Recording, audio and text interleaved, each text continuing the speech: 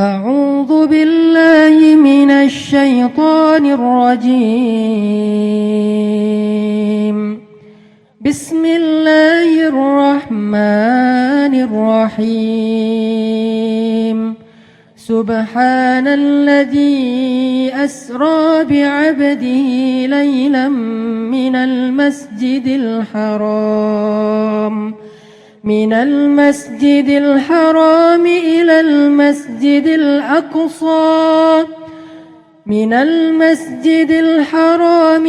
المسجد الأقصى الذي باركنا حوله لنريه من آياتنا إنه هو السميع البصير. Assalamualaikum warahmatullahi wabarakatuh. Waalaikumsalam warahmatullahi wabarakatuh.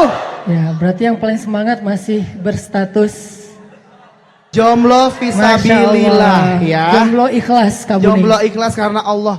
Masya Allah. Masya Alhamdulillah. Segala puji dan syukur kepada Allah Subhanahu wa taala. Malam ini luar biasa kita bisa nongkrong bareng di Kota Bengkulu. Tepuk tangan dulu buat anak muda Kota Bengkulu yang luar biasa. Dan tadi saya lihat Kota Bengkulu ini bebas macet Kak Buni. Alhamdulillah ya. Ya luar biasa. Jadi buat kita tuh kayak happy banget gitu ya. Sampai rasanya dada kita tuh lega gitu, nggak ada macetnya. Kenapa? Karena ternyata di sini jomblonya sedikit. Kata siapa Ustadz jomblonya Soalnya sedikit? kalau jomblo itu naik motor sendiri, jadi boros gitu ya. Kalau berdua dia boncengan. Atau ini nggak jomblo tapi boncengan, jomblo tapi boncengan gitu ya. Mungkin ojek online kalau itu. Ojek online. Ya. Luar biasa anak-anak muda Kota Bengkulu pokoknya terbaik. Jazakumullahu khairan jaza. Terima kasih untuk kesempatan nongkrong bareng pada hari ini. Yang kedua kita ucapkan salawat untuk Nabi besar Muhammad sallallahu alaihi wasallam. Allahumma sholli wa sallim wa barik ala Sayyidina Muhammad. Teman-teman sekalian, karena hari ini kebenaran bertepatan dengan hari peringatan Isra dan Mi'raj Kak Buni. Jadi kita akan membahas tentang Isra dan Mi'raj, tapi angle-nya ada hubungannya dengan cinta Nabi kepada Khadijah. Masya Allah. Jadi sebelum kita membahas tentang Isra dan Mi'raj, buat teman-teman yang punya aplikasi Al-Quran di handphone, saya akan coba baca dua paragraf ayat di dalam Al-Quran yang berkaitan dengan Isra dan Mi'raj. Yang pertama saya akan baca surat Al-Isra. Yang kedua saya akan baca surat An-Najmi surat 53. Nanti minta tolong boleh Kak Buni membacakan terjemahannya? Boleh Ustadz, boleh. Ada aplikasinya di? Insya Allah ada. Insya Allah. Dan masih bisa dibuka atau habis kuota? Ada kuotanya ya, full. Sip. Pertama saya akan baca surat Al-Isra ayat pertama. Teman-teman bisa buka surat ke-17 dimulai dari ayat pertama. Buat yang punya aplikasi Al-Quran, yuk kita sama-sama simak. Karena mendengarkan bacaan Al-Quran pahalanya sama dengan membaca Al-Quran. Wa idza quri'al Qur'an fastami'u lahu wa ansitu la'allakum turhamun. Kalau dibacakan Al-Quran kepada kalian, maka dengarkanlah dengan khusyuk dan diamlah, kata Allah, supaya kalian mendapatkan rahmat. Saya akan bacakan pertama surat Al-Isra ayat 1. A'udzu billahi minasy syaithanir rajim. Bismillahirrahmanirrahim. Subhanalladzi asra bi'abdihi laylan minal masjidil haram minal masjidil harami ilal masjidil aqsa من المسجد الحرام إلى المسجد الأقصى الذي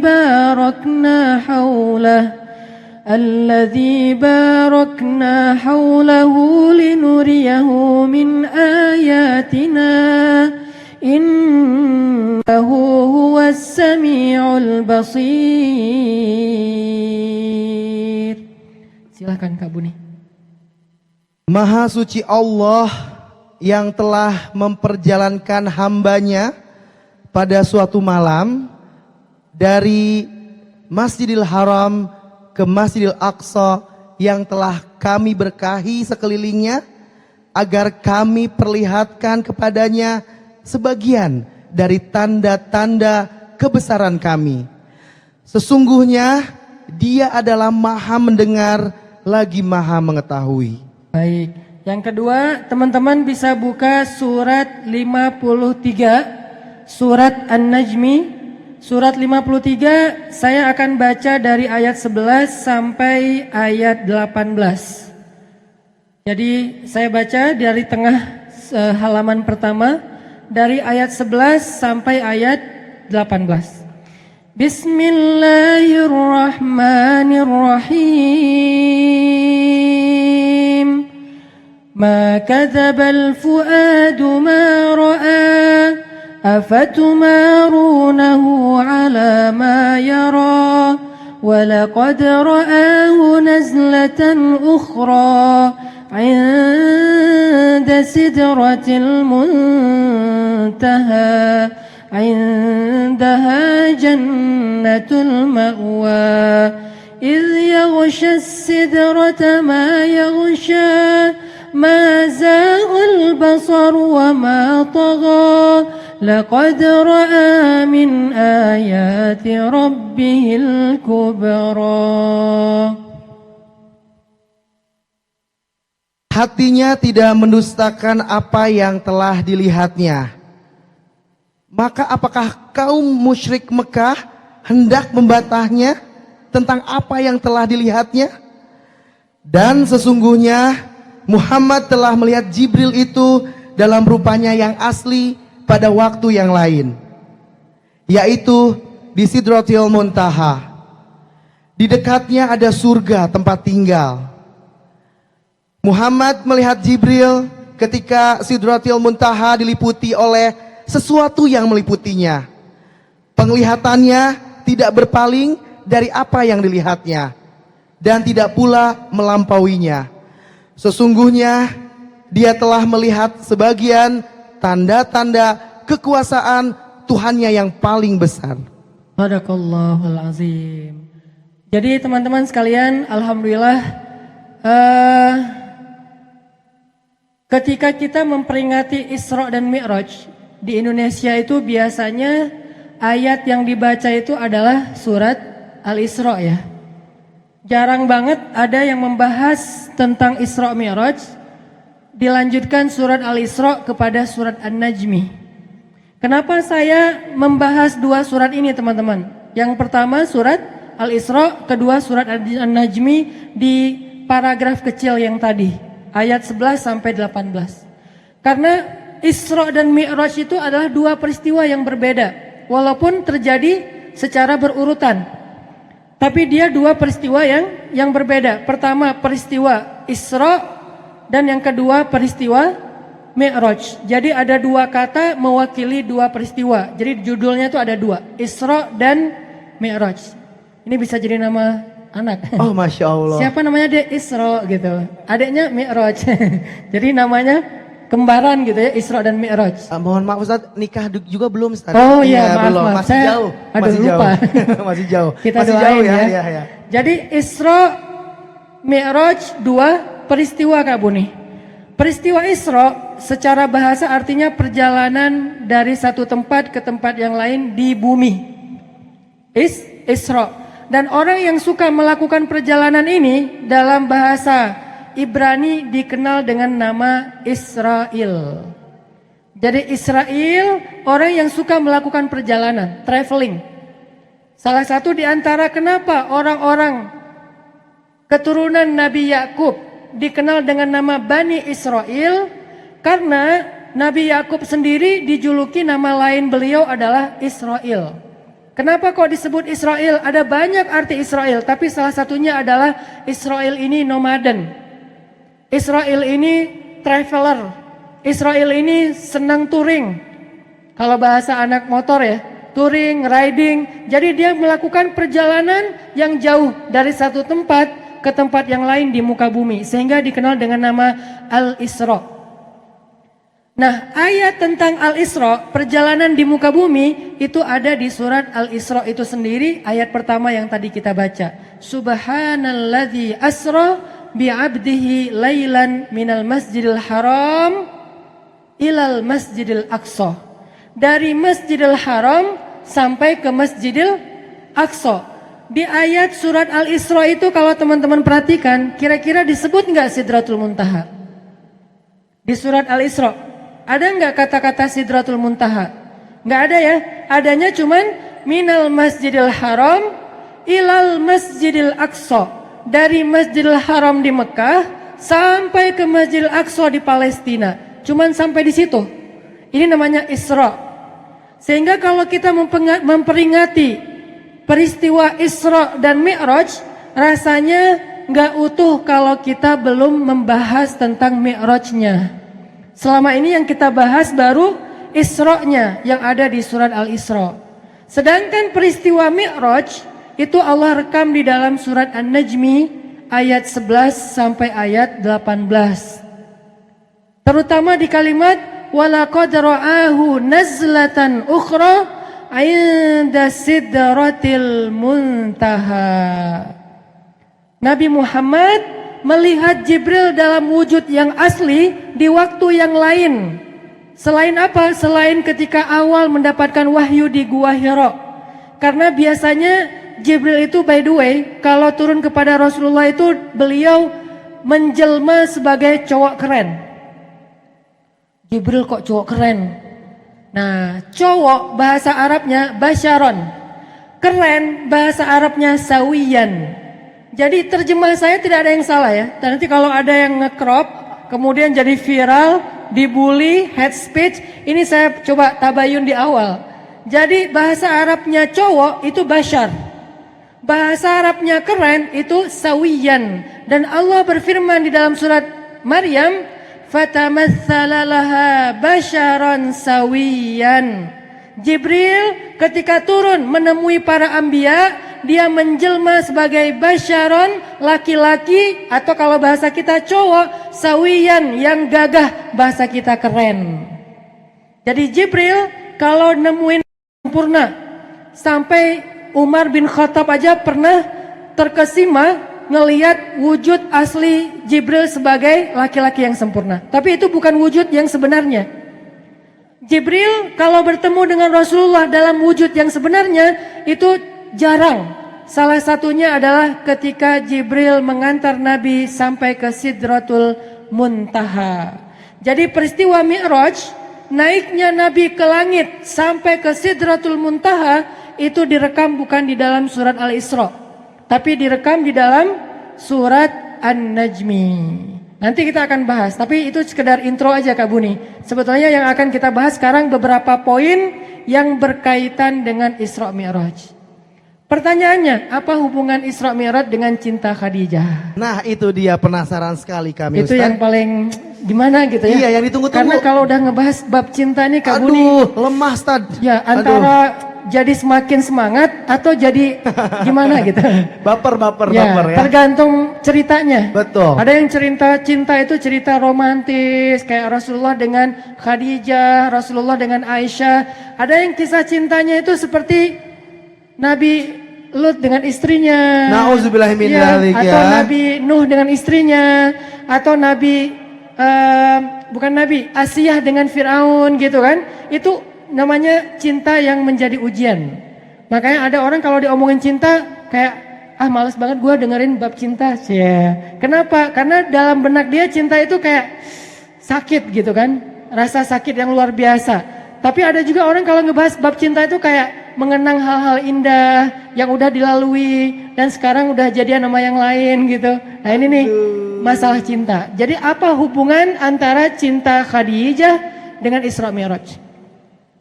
Ternyata teman-teman, Isra Mi'raj itu salah satu di antara tujuannya, dia itu hiburan buat Rasulullah SAW ketika Rasulullah ditinggalkan Khadijah radhiyallahu anha. Jadi tahun ketika terjadi Isra Mi'raj dikenal oleh ulama dengan istilah tahun kesedihan. Kenapa disebut tahun kesedihan? Karena pada tahun itu Rasulullah SAW mengalami banyak ujian-ujian yang berat.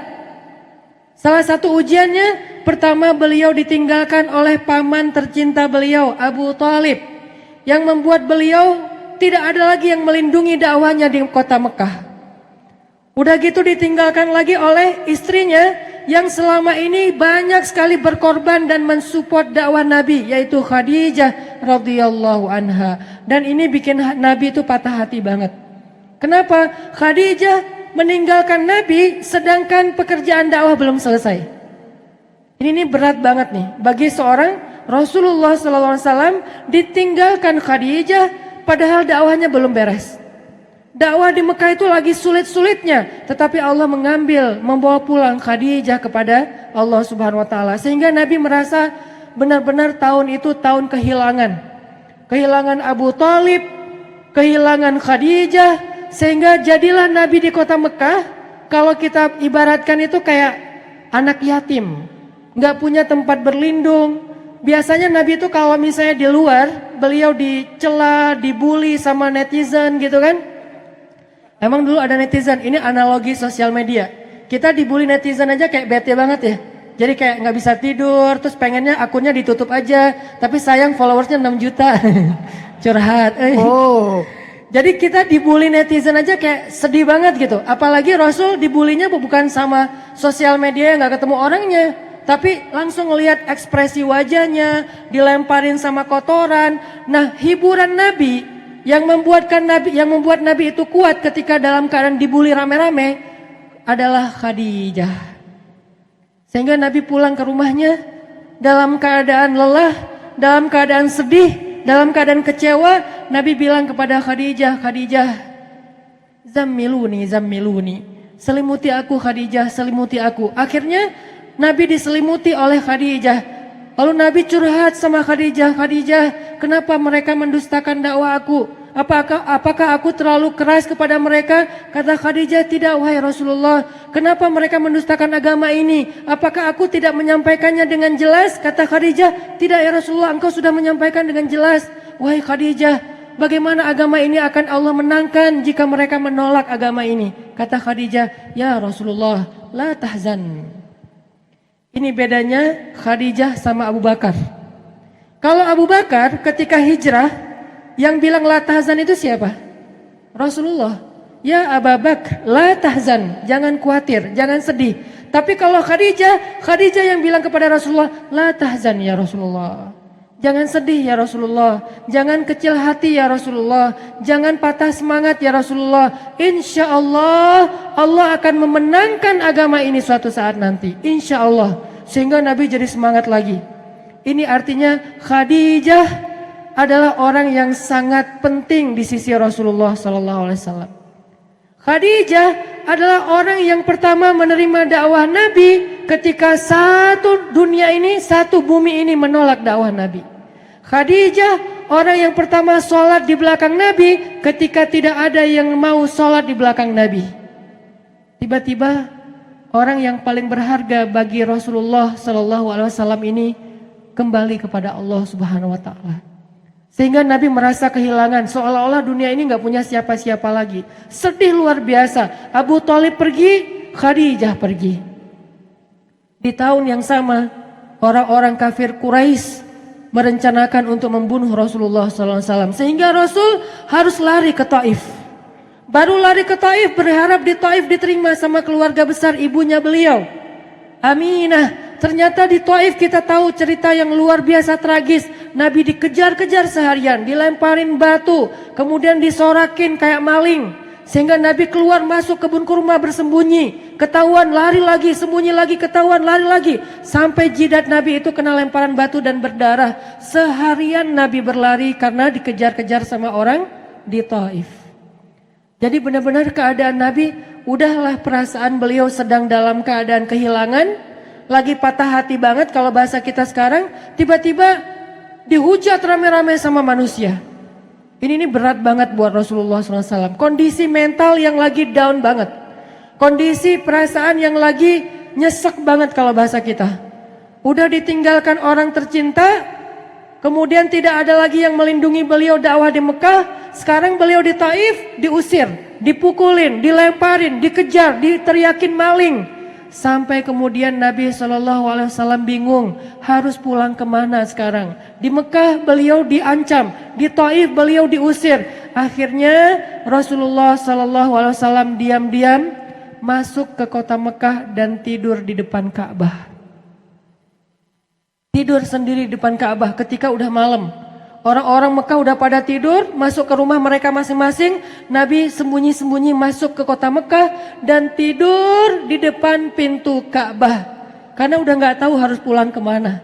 Benar-benar jadi kayak anak yatim lagi. Makanya Allah berfirman, alam yajidka yatiman fa'awa. 2 kali Nabi ngerasain nelangsanya jadi anak yatim. Pertama nelangsa ditinggalkan ayah, ibu dan kakeknya. Kemudian nelangsa ditinggalkan paman dan istrinya. Alam yajidka yatiman fa'awa. Sehingga Nabi SAW akhirnya tidur di depan Ka'bah. Duduk sebetulnya bukan tidur. Sebetulnya beliau sholat di depan Ka'bah.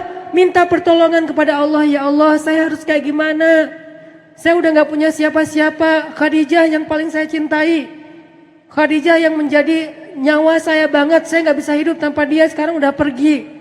Abu Thalib yang melindungi saya juga udah pergi. Bahkan perginya dalam keadaan tidak beriman lagi tuh. Saya pergi ke kampung ibu saya di Taif. Orang-orang yang ada di Taif juga mengusir saya. Ya Rabbi, kemana saya harus pergi ya Allah? Sujud Nabi panjang di Ka'bah. Sampai setelah selesai sholat, Nabi lelah seharian karena pelipis beliau juga berdarah. Akhirnya Nabi tertidur di depan Ka'bah, meringkuk di depan Ka'bah. Datanglah Jibril alaihissalam. Kemudian malaikat Jibril memanggil Rasulullah SAW sembari duduk di sebelah beliau dengan panggilan kasih sayang, dengan panggilan yang kasihan. Ya Rasulullah, Nabi masih tidur. Ya Rasulullah, Nabi masih tidur. Ya Rasulullah. Akhirnya Nabi bangun. Jibril, kata Jibril, ya Rasulullah, Allah mengundang Rasulullah untuk melakukan perjalanan ke langit. Ketika Nabi dalam keadaan down, ketika Nabi dalam keadaan drop, ketika Nabi dalam keadaan nelangsa, dalam keadaan lemah, maka Allah Subhanahu wa taala memanggil Nabi ke langit. Ya Rasulullah, Allah memanggil Nabi untuk bertemu. Allah memanggil Nabi untuk naik ke langit. Rasulullah bertanya, gimana caranya wahai Jibril? Kemudian Jibril menunjukkan kepada Rasulullah satu kendaraan yang kemudian kita kenal dengan nama Buraq. Apa arti buraq? Kilat. Yang kecepatannya itu lebih cepat dari semua jenis kendaraan yang ada di masa kita sekarang. Sekali dia menancapkan kakinya, maka dia sampai ke ujung dunia. Kemudian Jibril mengatakan, ya Rasulullah, itulah kendaraan kita. Buraq, itulah kendaraan kita. Buraq adalah salah satu kendaraan yang ditunggangi oleh penduduk surga. Kapan teman-teman? Buraq ini lebih nyaman daripada Velfire ataupun Alphard. Ini kayak mimpi gitu. Jadi kalau kita naik Velfire, Alphard itu kayak nyaman gitu kan. Terus gak ada guncangan, suspensinya lembut. Buraq ini lebih nyaman lagi. Kecepatan misalnya naik Alphard di tol, kecepatan 160 rasanya kayak naik 60 kilo doang. Jadi gak terlalu guncang. Buraq lebih dahsyat lagi nih. Nah, Buraq adalah by the way kendaraan penduduk surga teman-teman. Dan tahu berapa harga Buraq? Kalau yang pengen beli Buraq, bukan pesawat yang dulu pernah ada terus sudah nggak ada ya. Berapa harga Buraq? Harga Buraq itu adalah 30 juz Al-Quran. Siapa yang menghafal Al-Quran 30 juz, maka akan diberikan kepadanya kendaraan cahaya. Dan kendaraan cahaya itu adalah salah satunya Buraq. Dan kapan dia akan mengendarai kendaraan cahaya ini? Ketika nanti dia dipanggil oleh malaikat di padang mahsyar saat dia bangkit dari kuburnya. Ini kerennya orang yang menghafal Quran, teman-teman. Orang yang menghafal Quran ketika dia bangkit dari kubur, misalnya dia dikuburin di Bengkulu. Terus sidang hisab itu di mana, teman-teman? Sidang hisab itu adanya di tanah Palestina.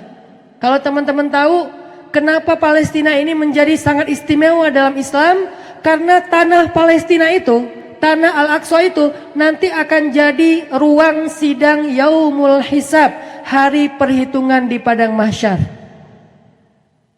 Yauma yunadil munadi mim makanin qarib. Hari ketika malaikat memanggil orang-orang yang ada di padang mahsyar dari sebuah tempat yang qarib. Semua ulama tafsir sepakat, maksud dari tempat yang qarib, tempat yang dekat ini adalah Al-Aqsa, Palestina. Sekarang kira-kira jarak kita ke Palestina berapa jam naik pesawat?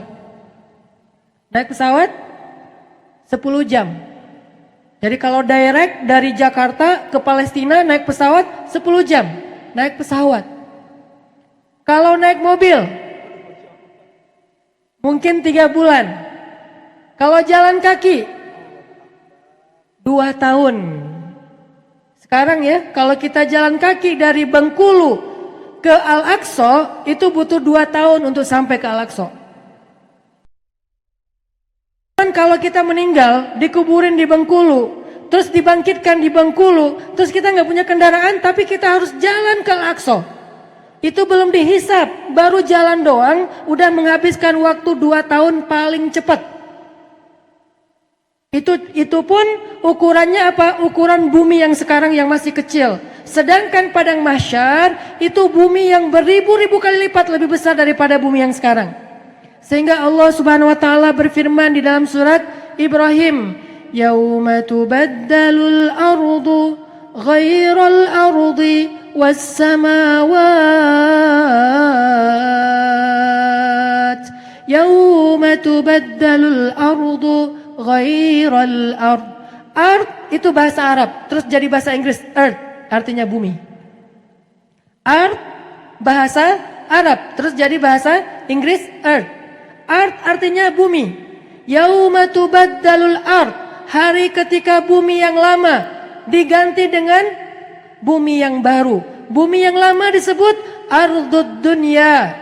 Bumi yang baru disebut ardul mahsyar. Jadi padang mahsyar itu teman-teman belum ada sekarang. Kalau surga neraka? Surga neraka itu udah ada, bahkan sebelum manusia diciptakan. Tapi kalau mahsyar itu belum ada. Mahsyar baru Allah ciptakan setelah terjadi kiamat. Dari apa Allah menciptakan bumi mahsyar? Allah menciptakan bumi mahsyar dari bumi, planet, bintang yang sudah Allah hancurkan sehancur-hancurnya, lalu disatukan lagi menjadi sebuah bumi, menjadi sebuah planet besar, menjadi sebuah bola raksasa yang kemudian dikenal dengan nama Ardul Mahsyar, padang mahsyar kalau bahasa kita. Sebetulnya terjemahan yang lebih tepat itu bukan padang, tapi bumi, bumi mahsyar. Terus maksudnya apa Ustadz? Maksudnya kalau bumi dunia sekarang aja yang kecil, kita meninggal di Bengkulu, lalu dibangkitkan jalan kaki ke Palestina, butuh waktu 2 tahun. Kira-kira kalau bumi ini sudah diganti menjadi padang mahsyar yang ribuan kali lipat lebih besar daripada bumi yang sekarang, kira-kira butuh berapa ribu tahun untuk sampai ke Palestina. Itu belum dihisap loh, baru jalan doang tuh. Sehingga orang di padang mahsyar teman-teman, kalau dia nggak punya kendaraan, dia itu akan menjadi orang yang paling rugi. Kalau dia nggak punya kendaraan, dia itu menjadi orang yang paling susah. Kalau dia nggak punya kendaraan, dia menjadi orang yang paling lama untuk sampai ke surga. Teman-temannya udah pada reunian di surga. Lo dari mana aja? Ya gue baru beres hisap, ketemu di surga, terus kayak minum gitu kan ya. Minumnya apa? Minuman di surga itu khamar. Ustadz, emang khamar boleh? Boleh, tapi di surga. Syaratnya apa? Ustadz, meninggal dulu. Kalau pengen minum khamar yang halal, meninggal dulu. Itu juga kalau masuk surga. Ustadz kok di surga ada khamar? Kan khamar itu nggak boleh. Di dunia dia tidak boleh, di surga dia jadi boleh. Sehingga yang penasaran gitu kan, penasaran pengen minum gimana sih rasanya, kayak terus minumnya pada kayak gini-gini gitu kan, ya jurus dewa mabuk gitu kan. Itu gimana sih rasanya, pusingnya gimana sih, pusing mana sih dengan diputusin gitu kan. Nah, kalau penasaran pengen tahu rasanya khamar, khamar itu nanti jadi halal di surga. Emang ada dalilnya Ustadz, jelas ayatnya. Fiha anharun min khamrin lazzatin lisyaribin. Di dalam surga itu ada sungai-sungai yang terbuat airnya dari air khamar dan lazzatin, lezat diminum oleh orang-orang yang meminum. Jadi teman-temannya yang satu grup WhatsApp pas di dunia itu udah reunian, udah bikin grup baru di surga. Cuman dia doang yang gak dimasukin ke grup. Kenapa? Karena perjalanan dia dari Bengkulu ke Palestina itu masih jalan kaki. Kok bisa jalan kaki? Karena dia gak punya kendaraan apa-apa. Sebetulnya kendaraan itu banyak. Ada kendaraan dari onta, ada kendaraan dari keledai, ada kendaraan dari kambing. Kok ada kambing, ada onta, ada keledai Ustaz? Itulah hewan yang kita kurbankan di hari Yaumul Idul Adha. Tapi kendaraan ini keren, luar biasa. Cuman gak secepat kendaraan cahaya. Orang naik onta ke Padang Mahsyar kayak orang naik mobil ke Palestina. Orang naik keledai ke Padang Mahsyar atau kambing kayak orang naik motor, riding, touring ke Palestina. Dia cepat tapi gak secepat kendaraan cahaya. Kendaraan cahaya lebih cepat daripada naik pesawat. Siapa yang akan memakai kendaraan cahaya? Orang yang di dunianya menghafal Al-Quran. Ustadz, kan menghafal Al-Quran 30 juz itu susah. Oh, kalau gitu kita hafal aja Al-Ikhlas. Karena siapa yang membaca Al-Ikhlas sekali, dia seperti membaca sepertiga Al-Quran. Jadi 3 kali Al-Ikhlas sudah khatam 30 juz Al-Quran. Itu pahala, bukan hafalan. Pahalanya seperti khatam Al-Quran. Tetapi tetap aja dia bukan disebut orang yang hafiz Al-Quran. Tapi disebut dengan hafiz Al-Ikhlas. Bukan hafal Quran tapi hafal Al-Ikhlas. Tapi udah keren lah. Hafal Al-Ikhlas juga udah luar biasa ya. Karena ada orang yang kadang-kadang Al-Ikhlas juga dia kayak kebalik-balik. Al-Kafirun aja gak khatam-khatam. La a'budu ma ta'budun. Wala antum abiduna ma'abud. Wala ana abidum ma'abatum, wala antum abiduna ma'abud. Lu gimana ini gak beres-beres? Surat paling panjang gitu kan? Kok bisa surat paling panjang? Karena dia gak tahu ujungnya. Jadi teman-teman, ini cerita tentang Palestina. Sehingga Nabi SAW ketika mau melakukan Isra dan Mi'raj, Jibril membawakan satu kendaraan yang terbuat dari cahaya, yang kemudian Nabi naik. Maka Nabi pun memulai perjalanan traveling setelah ditinggalkan Khadijah. Jadi bisa dibilang Isra dan Mi'raj ini adalah salah satu tujuannya adalah hiburan untuk Nabi yang lagi patah hati ditinggalkan Khadijah. Moral of the story adalah kalau kita merasa patah hati, umroh. Kalau kita nggak sanggup umroh, Ustaz gimana? Kalau kita nggak sanggup umroh, maka dapatilah, carilah pahala umroh. Gimana cara dapatin pahala umroh? Cara dapatin pahala umroh, teman-teman sholat subuh di masjid. Setelah selesai sholat subuh di masjid, jangan pulang dulu. Tunggu sampai matahari terbit. Kalau matahari udah terbit utuh, jangan pas lagi terbit. Kalau pas lagi terbit itu waktu yang dilarang sholat kan? Karena seperti menyembah 2 tanduk setan. Tunggu sampai terbitnya udah utuh, tapi jangan sampai kepanasan. Kalau udah kepanasan, itu namanya sholat duha. Kurang lebih sekitar 1 jam setelah sholat subuh lah. Kalau mataharinya udah terbit utuh, maka sholatlah 2 rakaat yang dikenal dengan nama sholat syuruk. Apa pahala dari sholat syuruk? Siapa yang melakukan sholat syuruk 2 rakaat, maka dia seperti sudah melakukan umroh. Ini artinya kalau kita ngerasa kayak lagi sedih, galau, sakit hati, patah hati. Kok bisa patah hati? Ya, yang paling sakit dari patah hati itu apa? Gara-gara dia tuh dekatnya sama kita, jadiannya sama yang lain. Itu kan kayak gimana gitu kan? Wow. Curhatnya ke kita, tapi akadnya ke yang lain gitu. Wow. Ini yang paling berat nih. Atau diputusinnya dengan bahasa yang lembut tapi kayak nyakitin banget. Kita jadi adik kakak aja yuk. Nah itu tuh berat banget tuh. Wow. Kalau kita ngerasa gitu, la tahzan, jangan sedih. Jangan melampiaskan dengan cari pelarian gitu kan. Jangan cari pelariannya dengan hiburan, jangan cari pelariannya dengan berbuat dosa, jangan cari pelariannya dengan ngerjain anak orang. Pelariannya apa? Larilah kepada Allah Subhanahu wa taala. Nabi ketika beliau sedih hatinya, ketika beliau lagi drop, ketika mental beliau lagi down, apa yang ditawarkan oleh Allah? Lari kepada Allah, naik kepada Allah, Isra Mi'raj. Kita nggak bisa Isra Mi'raj seperti Nabi, tapi kita bisa mendapatkan perjalanan yang kualitasnya sama dengan Isra Mi'raj. Gimana caranya? Sholat.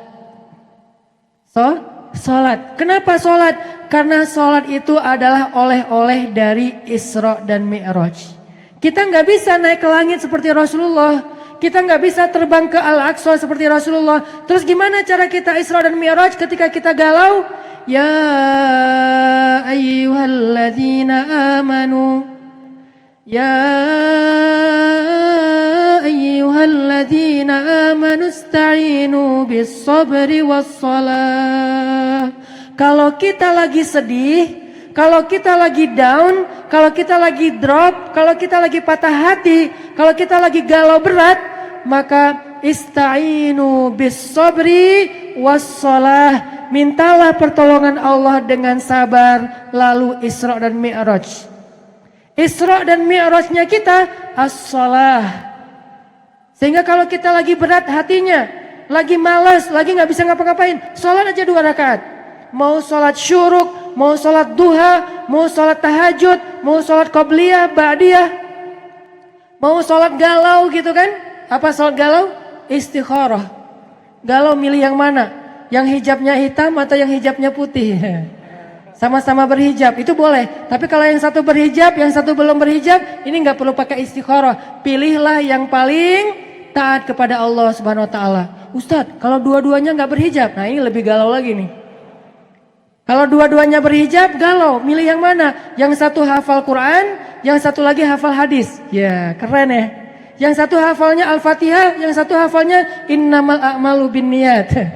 Jadi dua-duanya hafal ayat dan hadis, walaupun pembukaannya doang. Intinya teman-teman, pelajaran dari Isra dan Mi'raj yang pertama itu, Nabi itu jatuh patah hatinya bukan karena Khadijah meninggalkan beliau, tapi karena Khadijah wafat. Kalau kita mungkin patah hatinya ditinggalin, ditikung. Ini kata-katanya berat, ditikung gitu kan? Kata-kata yang membuat gimana gitu, Ustaz? Mengenang sesuatu, Kak Buni. Sesuatu yang menyakitkan gitu, Wah, Ustaz. luar biasa. Pernah berarti Kak Buni? Dulu.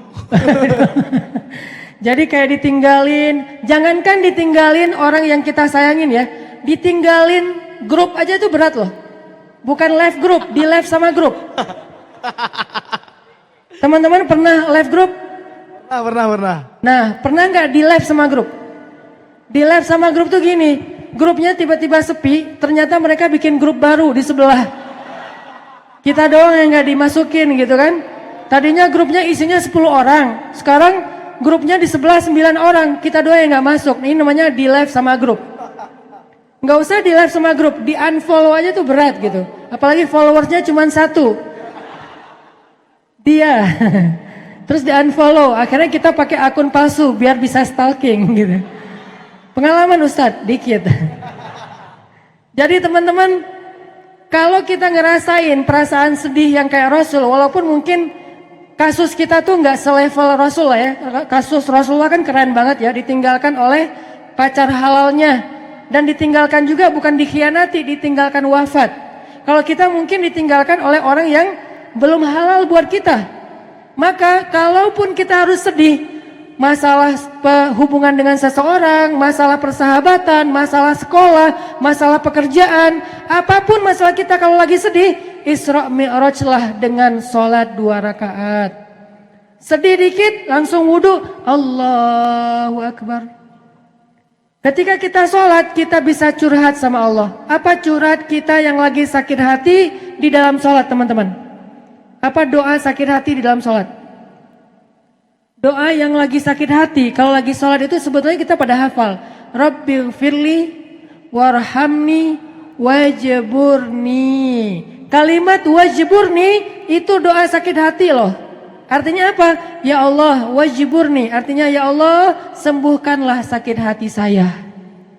Sehingga di dalam sholat kita tuh curhat banget sama Allah. Misalnya di dalam sholat kita bilang iyyaka na'budu wa iyyaka nasta'in. Di dalam sholat kita bilang Rabbighfirli warhamni, kasihanilah saya ya Allah. Wajburni, sembuhkanlah penyakit saya ya Allah, sakit hati saya. Warfa'ni, angkatlah saya ya Allah, jangan sampai saya down. Kan lagi drop tuh, lagi jatuh. Warfa'ni, angkat saya ya Allah, bangkitkan saya ya Allah, bangunkan saya ya Allah.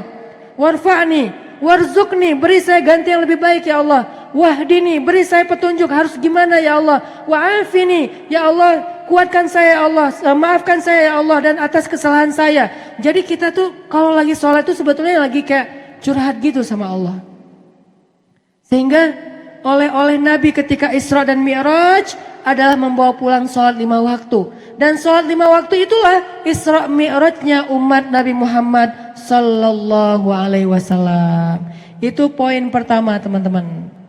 Jadi kalau sekarang kita udah nggak ada alasan lagi buat kayak galau berlarut-larut, apalagi sampai kayak misalnya nggak ngapa-ngapain, sampai kita misalnya jadi menyakiti diri sendiri. Kadang ada orang saking galaunya kayak pengen bunuh diri gitu kan ya, kayak di Jepang tuh bunuh diri jadi hobi. Jadi kayak kalau kayak bete dikit, gue bete terus mau bunuh diri jadi bunuh diri itu kayak bete dikit bunuh diri. Terus di sana tuh sampai ada di Jepang itu bunuh diri online. Jasa bunuh diri online. Jadi kita bisa pesan mau bunuh diri dengan cara apa? Dengan cara kayak diracun, dengan cara dengan dicekek, dengan cara diputusin. Nah itu paling berat tuh. Dengan cara misalnya kayak disamperin mantan tapi dia udah berdua sama pasangan halalnya gitu kan ya. Ini lebih berat lagi gitu. Artinya di sana tuh bunuh diri tuh jadi hobi teman-teman. Kenapa? Karena mereka tuh nggak tahu sholat. Mereka tuh nggak bisa Isra Mi'raj ketemu Allah. Padahal sholat itu untuk orang beriman itu ketemu Allah. Makanya Nabi mengatakan beribadahlah kepada Allah, anta'budallah ka'annaka tarah, fa illam takun tarah fa innahu yarak. Sembahlah Allah seolah-olah kalian melihat Allah. Kalau kalian gak bisa ngerasain melihat Allah, yakinlah Allah melihat kalian. Ini pentingnya sholat nih teman-teman. Dan di antara 5 waktu sholat, ternyata sholat yang Allah Subhanahu Wa Taala langsung mendengar bacaan kita dari jarak dekat. Sholat apa? Sholat subuh. Allah itu langsung melihat kita dari jarak dekat. Kenapa jarak dekat? Karena sepertiga malam terakhir Allah itu turun ke langit dunia. Sepertiga malam terakhir Allah itu turun ke langit dunia. Lalu Allah bertanya kepada hambanya, ya ibadi, wahai hamba-hambaku, hal min dhi hajah. Apakah kalian punya masalah? Apakah kamu punya masalah? Sini aku selesaikan masalah kamu. Ya ibadi, hal min taib. Wahai hamba-hambaku, apakah kalian punya dosa? Sini aku ampuni dosa-dosa kalian. Sehingga sholat 5 waktu yang paling tinggi derajatnya di sisi Allah adalah sholat subuh. Sholatnya paling sedikit, cuma 2 rakaat. Tetapi dia paling tinggi derajatnya. Kenapa? Karena sholat subuh inilah sholat ketika Allah Subhanahu Wa Taala mendengar curhat kita dari jarak paling dekat. Jadi siapapun yang punya masalah, maka solusinya adalah sholat subuh. Siapapun yang punya hajat, maka kuncinya adalah sholat subuh. Siapapun yang punya mimpi, maka untuk mewujudkan mimpinya adalah sholat subuh. Siapapun yang ingin menjadikan keajaiban itu nyata, maka menyatakan keajaiban itu adalah dengan sholat subuh. Siapa yang pengen melihat mukjizat dalam hidupnya, sholat subuh. Kemudian sholat yang lain-lainnya. Tapi nomor 1 sholat subuh. Kalau sholat subuhnya udah mampu, insya Allah sholat yang lain semuanya ringan. Ini pentingnya sholat sebagai oleh-oleh Isra dan Mi'raj. Ista'inu bis sabri was sholat. Makanya Nabi itu teman-teman kalau ada masalah sedikit kayak capek gitu kan, Nabi capek istirahatnya sholat. Kalau kita sholat udah gitu istirahat dari sholat. Kita tuh istirahat dari sholat. Kalau Nabi istirahatnya dengan Sholat. Makanya Nabi ketika meminta azan kepada Bilal, Nabi bilangnya gini, bukan ya Bilal azin, bukan. Wahai Bilal azan, bukan. Tapi Nabi bilangnya apa? Ya Bilal arihna bis sholat. Wahai Bilal, istirahatkanlah kami dengan sholat. Jadi buat sahabat, sholat itu istirahat. Jadi habis capek, sholat. Kalau kita habis sholat, capek. Beda jauh. Aduh, pengen istirahat, kenapa? Capek, sholatnya panjang. Kalau mereka capek, sholatnya yang panjang. Ya Rasulullah, Al-Baqarah ya. Oh iya, pas Nabi baca Al-Baqarah, mulai ada yang berdiri sebelah kaki. Oh ternyata capek juga ya. Kalau di zaman kita sekarang bukan cuma berdiri sebelah kaki, ngasih-ngasih kode, batuk-batuk, tapi kalimat batuknya udahan gitu kan ya. Jadi semuanya oh imamnya udahan gitu.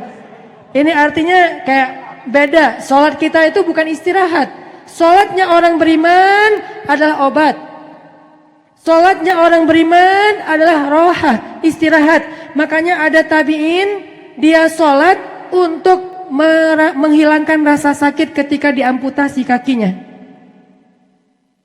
Ketika dia diamputasi kakinya, namanya Urwah bin Zubair, adiknya Abdullah bin Zubair.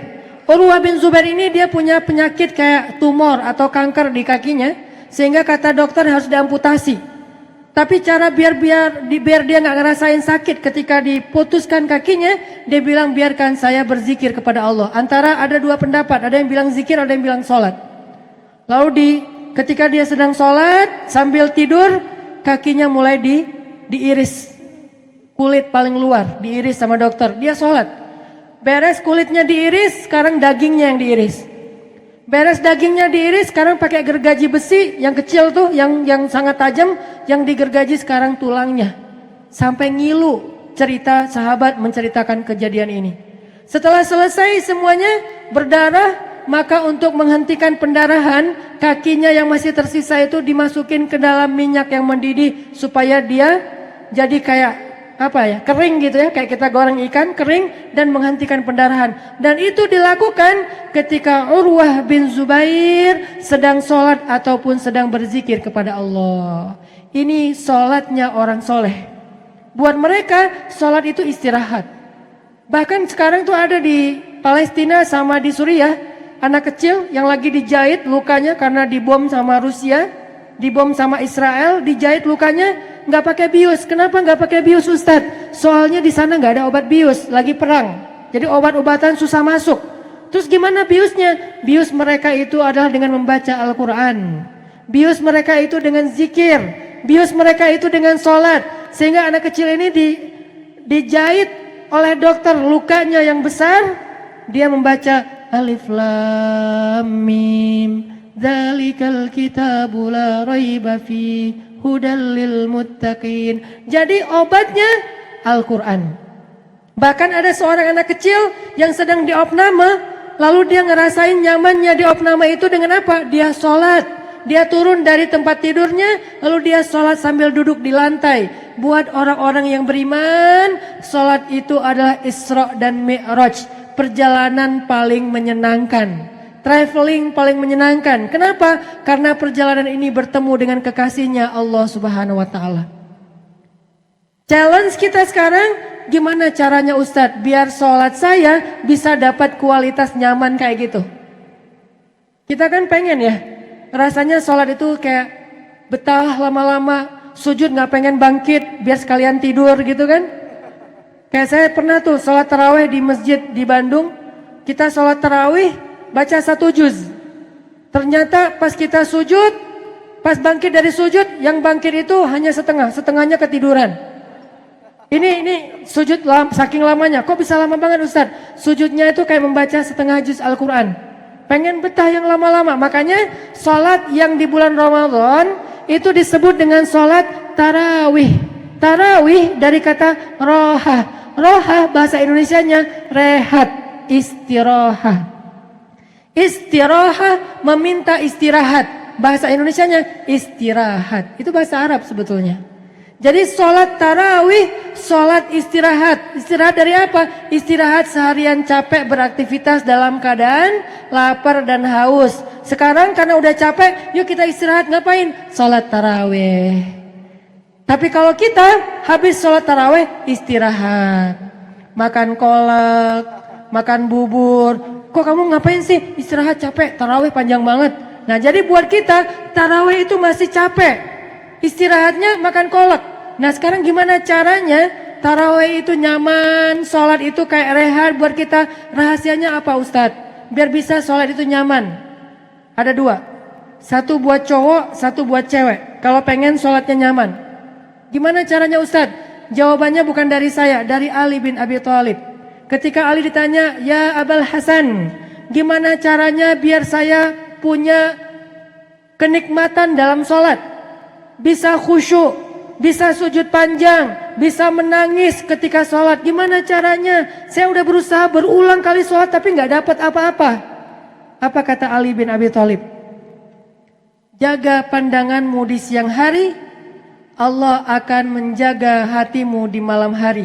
Maksudnya, siapa yang mampu menjaga pandangannya dari memandang yang syubhat, yang haram, yang makruh, yang aurat, maka dia akan mendapatkan lazzatus sholah, lazzatul ibadah, nikmatnya ibadah teman-teman. Coba praktekin sehari aja. Sehari nggak stalking. Sehari nggak ngeklik yang kayak gituan. Yang kayak gimana Ustadz? Ya gitulah pokoknya. Sehari kalau jalan tuh ngelihat ke bawah. Atau kalau nggak ngelihat ke bawah juga memalingkan pandangan. Jadi ketika ada cewek ngajak dia ngomong, bang, apa sih? Kayak cool banget gitu kan, kayak cowok Korea banget gitu. Kita nih mau bikin event, terus abang jadi ketua panitia ya? Ya terserah. Sehari aja, sehari kita tuh nggak kena fitnah, hati kita tuh dijaga dengan pandangan mata. Karena buat cowok yang paling berat itu adalah menjaga mata. Buat cewek yang paling berat itu adalah menjaga lisan. Lisan itu bukan cuma ngomong, komen, broadcast, teks, emoticon tuh. Jadi coba sehari cewek-cewek tahan, jangan pakai emoticon yang berderai-derai, guling-guling gitu kan. Big hug, love, itu nggak usah dipakai. Sehari aja. Terus kita nggak usah ngomongin orang lain. Kalau ada teman kita ngomongin orang lain, kita alihkan ke pembicaraan masalah yang kayak yang nyenengin kayak kuliner, masalah fashion, masalah kayak kosmetik. Sekarang tuh lagi keluar yang baru loh, blush on bagus loh misalnya. Atau ngomongin kayak foundation, ngomongin lipstick yang matte, yang glossy gitu-gitu kan ya. Nggak apa-apa ngomongin yang kayak gitu-gituan daripada ngomongin orang lain. Jadi mending kita jalan belanja daripada ngerumpi. Coba sehari aja. Syaratnya dua. Satu, kalau buat cowok tahan pandangan, kalau buat cewek tahan lisan. Kalau bisa siang hari kita menjaga dua hal ini, maka di malam hari Allah akan berikan kenikmatan lazzatul ibadah, nikmatnya ibadah. Kalau di malam hari kita bisa menjaga ini, maka di siang hari Allah kasih nikmatnya ibadah. Pokoknya siapa yang menjaga pandangan mata dan menjaga lisan, Allah kasih hadiah dengan nikmatnya sholat. Itu rahasia sederhana sebetulnya. Coba praktekin sehari deh. Ustadz, saya nggak bisa tahajud. Coba seharian nggak usah ngelihat apa-apa. Keluar rumah pakai kacamata hitam. Tapi bisa dibuka. Keluar ke rumah, nundukin pandangan. Tapi di sini pakai cermin, bisa ngelihat. Kalau foto, kalau bisa fotonya itu foto diri sendiri aja. Jangan fotoin orang lain, pura-pura selfie tapi ternyata kamera depan yang dipakai. Kamera belakang gitu ya. Lagi motoin siapa gitu kan. Nggak usah stalking, nggak usah buka IG history. Bukan story ya, history. History kan suka keluar circle yang pernah kita klik tuh. Sekali kita klik itu nanti disuggest untuk yang kayak gitu-gituan lagi kan. Ustaz tahu banget sih. Ya kata orang. Jangan buka kartu. Jadi intinya teman-teman coba seharian jaga tuh pandangan. Pasti dapat nikmat banget dalam ibadah di malam hari. Buat cewek seharian, nggak usah komen, nggak usah broadcast, nggak usah nge-text, nggak usah japri, nggak usah emoticon, nggak usah ngomongin siapapun kecuali kebaikan. Maka Allah berikan nikmatnya sholat. Baru nanti sholat kita itu bisa powerful. Terakhir, saya pengen cerita satu kisah orang yang Allah tolong lewat sholat. Orang yang Allah tolong lewat sholat. Jadi ada seorang hamba Allah, orang soleh, lagi berdagang, musafir. Orang dulu kan kalau berdagang itu ke luar negeri ya. Dia jalan, musafir di tengah padang pasir, tiba-tiba dia dibegal. Kalau bahasa dulu tuh dirampok. Di tengah padang pasir dia dibegal. Yang lain semuanya terbunuh, pengawalnya dibunuh, pedagang-pedagang lain dibunuh. Tinggal dia sendiri yang punya semua karavan dagang. Jadi kayak tuannya gitu ya, pemilik ownernya karavan dagang, tinggal dia sendiri. Dia mau dibunuh yang terakhir. Sebelum dia dibunuh, dia bilang kepada perampok itu, kasih saya satu kesempatan untuk sholat 2 rakaat. Setelah itu, lakukan apa yang kalian suka. Kalian ambil harta kalian, saya silahkan. Kalian sakiti saya silahkan. Tapi beri saya kesempatan sholat 2 rakaat. Dan gak lama. Kata mereka, ya kayaknya permintaannya gak terlalu berat nih. Dan setelah itu dia rela banget kita ambil semua hartanya dan kita bunuh orangnya. Ya udah, sholat aja buruan. Dia akhirnya wudu, dia sholat 2 rakaat. Di dalam sholat, ketika sujud, dia berdoa kepada Allah. Ya Allah, yang mendengar suara lembutnya Yunus di dalam perut ikan. Ya Allah, yang menolong Ibrahim di dalam kobaran api. Ya Allah, yang memberikan jalan di tengah lautan kepada Musa. Ya Allah, yang telah menyelamatkan Nabi Muhammad SAW dalam perang Badar dan Ahzab. Ya Allah, tolonglah saya dari orang-orang yang zalim. Ketika dia sujud terakhir, dia doa panjang. Sampai para perampok ini gak sabar. Mereka kemudian memarahi dia. Ayo cepetan bangkit dari sujud, cepetan bangkit dari sujud, rame. Pokoknya kalau kamu gak bangkit, kami akan pancung kamu dalam keadaan sujud. Dia tetap sujud, gak mau bangkit. Tiba-tiba suara perampok itu satu persatu hilang. Satu persatu kayak diam. Kemudian tidak ada suara apa-apa. Hening.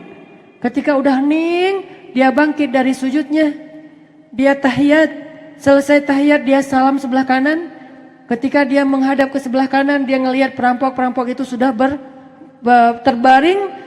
Ketika dia menghadap ke sebelah kiri, dia melihat perampok juga terbaring. Ternyata semuanya dalam keadaan tidak lagi bernyawa, mati satu persatu. Ini kejadian nyata terjadi di generasi tabi'in. Makanya Allah mengatakan wasta'inu bis sabri wassalah. Kalau kalian pengen minta tolong kepada Allah, caranya 2. 1, sabar, jangan ngeluh, jangan komplain, jangan nyalahin Allah apalagi cari kambing hitam. Yang kedua, sallu, salat.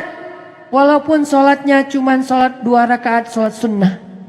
Itu Allah tunjukin keajaiban-keajaiban yang besar. Cuman sholatnya tuh harus powerful. Harus kerasa di hati kita. Gimana caranya biar sholat itu kerasa di hati kita? Caranya sholat itu dengan khusyuk. Gimana cara khusyuk Ustaz? Jaga pandangan kita di siang hari. Allah berikan nikmatnya sholat di malam hari. Jaga lisan kita di siang hari. Allah kasih nikmatnya sholat di malam hari. Itu oleh-oleh dari Isra dan Mi'rajnya Rasulullah SAW.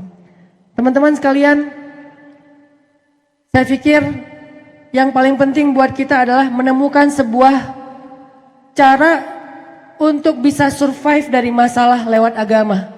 Yang penting buat kita menemukan sebuah pelajaran, menemukan sebuah hikmah, gimana cara melalui hidup kita yang kadang-kadang itu naik turun. Kalau lagi naik itu gampang, lagi turunnya itu yang susah. Yang lagi kerjaan kita banyak masalah, yang lagi dagangan kita sepi, yang lagi hubungan kita dengan seseorang itu kayak lagi dicuekin, lagi didiemin sama orang lain. Apa yang harus kita lakukan? Belajar dari Isra Mi'raj, wasta'inu bis sabri wassalah, innallaha ma'as sabirin. Allah bersama orang-orang yang sabar. Mudah-mudahan ini bisa jadi motivasi buat kita semuanya. Anak-anak Bengkulu harus jadi ahli sholat. Apa arti ahli sholat? Bukan hanya menjaga sholat 5 waktu, tapi menjadikan sholatnya itu sebagai penolong. Makanya di surat Al-Mu'minun ada 2 kali kalimat salat. Walladzina hum fi salatihim khashi'un. Yang kedua, walladzina hum ala salawatihim yuhafizun. 2. Yang satu menjaga waktu salat. Yang satu lagi menjaga kualitas salat. Jaga waktu salat di awal waktu dan jaga kualitas salat dengan khusyuk. Caranya yang seperti diajarkan oleh Ali bin Abi Thalib tadi. Sehingga salat bukan hanya menjadi ibadah, tapi juga salat menjadi solusi. Salat bukan hanya jadi kewajiban, tapi salat adalah istirahat, solusi, obat dari semua masalah-masalah yang kita hadapin. Barakallahu fikum. Mudah-mudahan semua yang hadir di sini Allah golongkan termasuk di antara pemuda-pemuda yang mendapatkan naungan Allah di padang mahsyar. Amin. Mudah-mudahan kita yang hadir di sini, sebagaimana kita berjalan dari rumah kita yang jauh ke tempat ilmu, maka Allah mudahkan bagi jalan kita ke surga. Amin. Dan mudah-mudahan anak-anak muda Kota Bengkulu, Allah titipkan kemenangan Islam, kemenangan dakwah, kebaikan agama di atas pundak-pundak kalian. Amin. Mudah-mudahan yang masih sendiri, terutama yang sebelah sini, segera menemukan imam sholat tahajudnya. Yang sebelah sini menemukan makmum yang mengaminkan sholat tahajudnya. Karena sholat tahajud sendiri sama berdua itu beda. Kalau sholat tahajud sendiri, baca Al-Fatihah, nggak ada yang mengaminkan. Kalau sholat tahajud berdua, waladhdallin, ada yang mengaminkan, amin, lembut gitu kan. Wudu orang yang masih sendiri sama wudu orang yang udah berdua tuh beda. Kalau wudu orang yang berdua, kata Nabi, wudu yang romantis itu wudu cium istri ke masjid. Itu tutorial wudu romantis ala Rasulullah. Kata Aisyah, Nabi habis berwudu mencium aku ke masjid, mencium aku ke masjid, mencium aku ke masjid. Jadi wudu cium istri ke masjid. Kebayang nggak kalau jomblo? Wudu garing ke masjid gitu kan. Jadi kayak wudu ya udahlah ke masjid gitu kan, nggak ada pilihan. Makanya mudah-mudahan Allah Subhanahu wa taala segerakan pertemuan kita dengan pasangan dunia dan surga kita. Amin. Barakallahu fikum, billahi taufiq wal hidayah. Wassalamualaikum warahmatullahi wabarakatuh. Saya pengen cerita. Ini cerita benar-benar saya alamin ya. Mudah-mudahan ini jadi makin bikin kita yakin. Hidup kita itu kan emang kalau kita melibatkan Allah itu jadi mudah ya. Susahnya hidup kita itu karena kita jarang melibatkan Allah. Kecuali udah mentok. Kalau dari awal kita nge-mention Allah dari awal itu apa? Bismillah. Di tengah-tengah kita masih terus nge-tag Allah. Ya hasbi Allah, la haula wala quwata illa billah, berdoanya ke Allah. Kalau kita ngelibatin Allah dari awal dalam hidup kita, pertama Allah akan kuatkan hati kita, kedua Allah akan bereskan urusan kita. Dan itu bukan cuma terjadi kepada Imam Ahmad bin Hambal yang saya pernah cerita. Bukan cuma pernah terjadi kepada Uwais Al-Qarani, tabi'in yang pernah saya cerita. Tapi juga terjadi kepada 3 teman saya. Yang satu anak Batam namanya AG, anak skateboard. Satu lagi anak Jakarta model namanya Agi. Satu lagi driver ojek online di Bandung. Ini 3-tiganya nih baru saya alami sekitar beberapa waktu yang lalu. Kalau yang ojek online sekitar sebulan yang lalu. Kalau yang Agi baru 2 minggu yang lalu saya ngalamin. Apa ceritanya? Melibatkan Allah dalam semua harapan kita. Agi, anak Jakarta ini, pernah ikut kajian saya kayak gini di salah satu masjid di Maruya, di Kebun Jeruk, Jakarta. Terus pas ikut kajian itu dia bilang gini, ya Allah, saya pengen banget ketemu Ustadz Hanan langsung, tapi jangan di taklim, karena agak susah, terlalu rame. Saya pengen ketemu berdua dalam suasana yang lebih nyaman. Kabulkanlah ya Allah, gitu. Selang seminggu kemudian setelah selesai acara itu, alhamdulillah, qadarullah, ombaknya lagi bagus di laut. Kan saya suka mantengin ombak tuh. Ada website namanya Surf Forecast kan. Forecast buat surfing. Jadi tahu ombaknya lagi berapa, seberapa baiknya untuk berselancar. Ombaknya lagi bagus nih. Ombaknya 2,5 meter, 2 meter setengah. Terus anginnya pas gitu. Pergilah saya ke laut, daerah Jawa Barat namanya Batu Karas, spot surfing. Saya pergi ke sana nih. Agi yang tadinya di Jakarta, ternyata memang dia orang Batu Karas, tinggalnya di Jakarta. Jarang banget pulang ke Batu Karas. Nah, seminggu kemudian setelah taklim, dia sakit. Badannya nggak enak. Biasanya kalau cuma panas dingin, dia akan tinggal di kos-kosan. Tapi kali ini kangen pengen pulang kampung. Duh, kenapa ya saya pengen pulang kampung? Kenapa ya? Kayak Imam Ahmad bin Hambal gitu kan? Kenapa ya saya pengen pulang kampung? Akhirnya dia putuskan pulang ke Batu Karas. Dan sampai di Batu Karas, hari pertama dia sampai ke rumah, temannya ngajak ke pantai, kita mandi yuk, kita berenang yuk gitu kata temannya. Yuk, padahal lagi nggak enak badan tuh, diajak berenang dia mau. Berenang kalau orang sana berarti surfing, diajak surfing dia mau. Datang ke pantai, saya lagi duduk di pantai, lagi persiapan nih mau turun ke air, lagi duduk santai gitu pagi-pagi sambil ngopi dulu, sambil nggak jelas ya ngelamun tentang masa lalu. Jadi lagi duduk dulu nih di pantai nih, sambil ditaruh dengan apa papan biar nggak kena matahari. Dan ke pantai masih takut hitam, padahal udah hitam. Tiba-tiba lagi datang, ngeliat dari jauh, nih kayak kenal nih, siapa ya? Kayak pernah lihat, tapi biasanya kan penampilannya beda. Nih udah namanya orang lagi di pantai. Datanglah, pas udah dekat dibilang, Ustadz Hanan ya? Saya ngeliat, ya kenapa? Saya jemaah Ustadz Hanan di Meruya, Kebun Jeruk minggu yang lalu. Oh iya, Kebun Jeruk minggu lalu memang ada taklim. Udah kenalan, dia bilang, Ustadz, minggu lalu saya baru berdoa nih, ya Allah saya pengen ketemu Ustadz Hanan, langsung bukan di taklim, biar bisa santai banyak ngobrol. Berikanlah saya apa yang saya harapin. Dia istighfar, dia sholawat, dia doa. Nggak sampai bertahun-tahun, cuma selang seminggu. Qadarullah Allah bikin skenario, ada ombak, saya datang, dia sakit, dia datang, akhirnya ketemu di pantai, ngobrol, jadinya saya seharian, cuma ngobrol doang nggak sempat surfing. Terus aja ngobrol curhat, dia live IG gitu, aduh, jadi ngobrol sama dia, alhamdulillah dikasih gelang batu sama dia, nih Ustadz hadiah gelang batu untuk Ustadz, alhamdulillah ya udah saya pakai. Intinya adalah coba cuma seminggu doang tuh. Dia minta ke Allah, dia melibatkan Allah, akhirnya Allah kabulkan. Bisa nggak kita dalam waktu seminggu halal dengan cara berdoa ke Allah? Ya Allah, saya lihat dia kemarin di masjid. Masjid apa ini teh? Baitur Rahman. Cuma saya nggak berani menyapa. Saya menyapa dia lewat engkau saja ya Allah.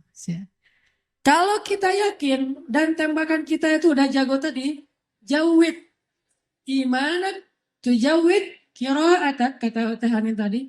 Kuatkan, jagokan diri kamu dalam yakin ke Allah, makin jawid, makin jawad, makin bagus, maka insya Allah akan kena panahan kita. Ada orang mana tadi nggak kena sama sekali, ada orang yang di jarak yang sama langsung kena. Kenapa? Udah jawid, imannya udah mantep, udah yakin gitu. Dan yakin dalam bahasa mana tadi udah profesional. Nanti insya Allah tiba-tiba entah gimana caranya nggak usah cari tahu. Karena saya juga sama Teh Hanin yang cerita tadi, kita Teh Hanin maksudnya nggak mencari saya, ada saya mah mencari. Teh Hanin nggak mencari, saya sama sekali kita nggak kenal, dia nggak kenal saya. Pas ketemu di tempat kibdah emang ada sedikit trik yang saya lakuin gitu kan, biar bisa namanya ikhtiar gitu kan. Dan dengarkan ceritanya, nah gitu deh pokoknya. Yang jelas nggak usah berharap kepada Allah tergantung cara. Berharaplah kepada Allah karena kita yakin kepada Allah. Cara Allah yang bikin. Ini Agi nih. Yang kedua, driver online. Driver ojek online. Saya waktu itu ada rapat di Pemuda Hijrah. Namanya Masjid Pemuda Hijrah itu Al-Latif. Ada rapat di Al-Latif. Dan saya lagi malas nyetir, akhirnya naik ojek online. Pergilah ke Masjid Al-Latif. Dari pagi, zuhur saya ngimamin di masjid. Cuman pakai baju biasa. Terus asar juga ngimamin. Pas sudah selesai asar, saya mau pulang, saya order lagi nih ojek online. Saya order, ada yang ngambil. Ngambil, saya naik ojek, di tengah jalan dia nanya, Mas, sering sholat di masjid itu? Kata dia. Lumayan, saya bilang. Ya, itu masjid ramai banget ya. Kalau taklim ramai banget tuh, penuh dengan anak muda. Ya, alhamdulillah, saya bilang. Terus dia bilang lagi, ada tuh di situ tuh imam muda, bacanya bagus banget, orang Aceh.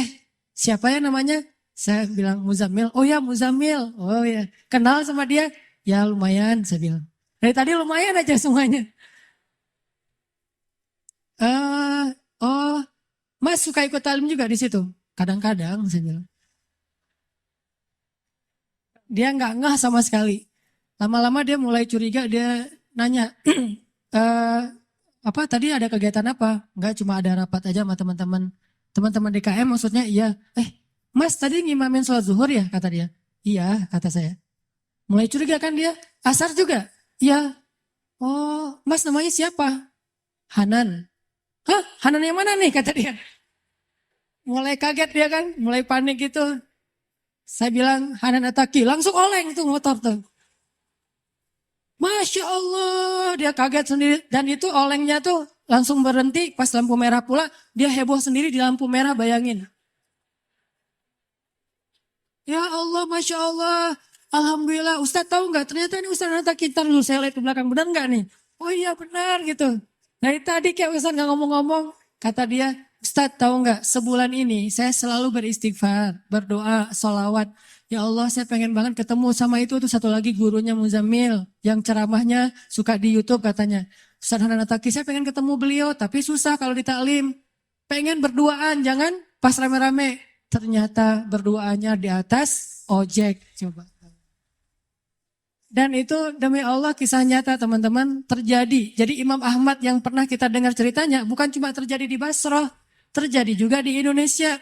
Terjadi di Jakarta, di Bandung, Surabaya, di Kediri, di mana-mana kalau kita melibatkan sebegitu mudahnya. Padahal dua orang ini saya kira bukan ulama, bukan orang yang mungkin hijrahnya udah lama, baru juga hijrah. Tapi kenapa diperlakukan oleh Allah semudah itu? Bagi Allah orang yang sudah taubat dari dosa seperti orang yang tidak berdosa. Orang yang sudah taubat dari dosa seperti orang yang tidak berdosa. Jadi sama Allah memperlakukan dia seperti Allah memperlakukan kekasih-kekasihnya yang soleh lainnya. Jadi jangan pesimis, jangan putus asa. Kalau kita melibatkan Allah, kita akan dikuatkan. Tenang aja, udah tetap la tahzan innallaha ma'ana. Yang terakhir tadi kisah AG. AG ini anak skateboard dari Batam. Dia itu kerja di sebuah perusahaan swasta di Batam, IO gitu. Dia pertama dapat hidayah itu dengerin istrinya dengar booster di YouTube. Mah dengerin apa tuh booster? Ini ada ustadz katanya juga senang main skate walaupun gak bisa sih, cuma senang nemenin doang. Oh, mana karena dia senang memang anak skate jadi ngelihat gitu. Oh ini ustadznya, coba dengerin lagi. Oh kirain tadi cewek. Biasalah kayak gitu Maya. Gak tau jenggotan gini. Udah gitu, oh gimana coba dengerin, nangis. Selama ini dia udah belasan tahun gak sholat. Jangankan sholat sendiri, jangan sholat ke masjid, sholat sendiri aja gak pernah.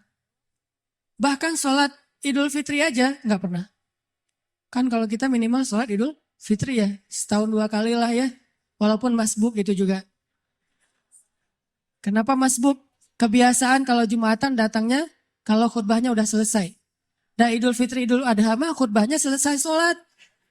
Wah masih khutbah, ntar aja deh kalau udah selesai. Begitu datang orang udah pada pulang. Loh kok gak sholat sih? Sholat Idul Fitri itu sebelum khutbah. Ini salah dia. Dia gak pernah sholat sama sekali. Tapi tiba-tiba nangis, jadi kayak sadar dapat hidayah gitu. Tapi saya pikir emang bukan cuma dia yang dapat hidayah dengerin booster. Saya juga dengerin booster diri sendiri kayak dapat hidayah gitu. Oh benar juga ya kata Ustadz ini. Kok saya dapat hidayah? Kata saya sendiri tuh. Kan ada ceramah saya misalnya sebutlah Allah itu maha baik, Allah segala macam. Saya pas dengar, ya Ustadz itu benar juga dia ngomonginnya tuh. Akhirnya saya dapat hidayah dari diri sendiri. Dia dapat hidayah. Setelah dia dapat hidayah, diam-diam dia sholat. Dia wudhu, gak mau ketahuan sama keluarganya. Dia tutup pintu, dia sholat di dalam kamar. Jarang-jarang kamarnya dikunci. Pas istrinya mau ngelihat ke dalam rumah, dalam kamar, diketok-ketok kok gak dibukain. Pas udah selesai dia sholat langsung buka-buka pura-pura tadi ketiduran gitu. Dia gak mau ketahuan lagi sholat. Setelah sholat dia berdoa, ya Allah Ustadz itu udah bikin saya sadar. Saya pengen banget ketemu beliau. Beri saya jalan ya Allah. Hari dia berdoa, besoknya dia ketemu dengan atasannya. Dia bilang, Pak boleh saya minta izin. Padahal dia jatah cutinya udah habis tuh. Gak ada dapat jatah cuti lagi. Atasannya nanya, izin kemana? Saya mau ketemu Ustadz saya di Bandung. ini orangnya, saya dengar booster dari dia, jadi saya sadar. Oh ya udah, kamu cuti sesuka kamu deh, kata atasannya, dimudahin. Butuh uang saku, dikasih uang saku, berangkat dia ke Bandung, dan dia datang ke hari Rabu, taklim saya yang rutin di Bandung itu yang di Masjid TSB, Trans Studio, ketemu langsung dengan saya dan alhamdulillah Ustadz, mudah banget ya kalau kita menuju ke Allah. Yang susah itu kalau kita menjauh dari Allah. Tapi kalau menuju ke Allah, dipermudah, banyak banget urusan yang dipermudah. Saya malah dapat uang saku, saya malah dapat kayak bonus dari atasan saya. Keluarga saya alhamdulillah sekarang jadi lebih baik setelah saya berhijrah. Dan saya pengen ketemu dengan Ustadz, dimudahin banget. Ini lihat bukti. Bukan karena saya orang soleh, enggak. Kesolehan kita hanya Allah yang tahu. Tapi karena kita yakin sama Allah. Karena kita melibatkan Allah. Terus kenapa galau, kenapa khawatir, kenapa enggak tenang? Kalau kita bisa melibatkan yang maha kuasa dalam segala urusan kita.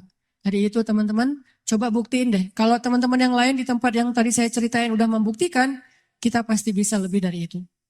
Bukan hanya ketemu Ustadz, tapi juga ketemu dengan pasangan kita, menemukan rezeki yang halal untuk kita, apapun kebaikan.